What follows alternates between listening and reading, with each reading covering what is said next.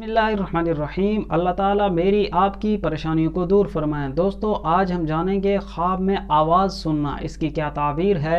तफसीली वीडियोस के लिए हमारे चैनल को ज़रूर सब्सक्राइब फरमाएं। अगर कोई शख्स ख्वाब में मर्द की आवाज़ सुनता है तो ये खैरियत, भलाई और नेक नियति पर दलील है। अगर कोई शख्स ख्वाब में औरत की आवाज़ सुनता है, अगर वो पस्त है तो खैर और भलाई पर दलील है।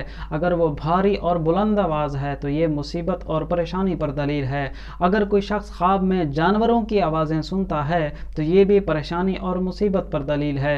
अगर कोई शख्स ख्वाब में खुश आवाज़ सुनता है और वो आवाज़ आती दाएं तरफ से है, राइट साइड पे या सीधी तरफ से आती है, तो ये खैर और भलाई पर दलील है। अगर खुश आवाज़ ख्वाब में उल्टे हाथ से या पीछे से आ रही है तो ये खैर पर नहीं बल्कि मुसीबत या परेशानी पर दलील है।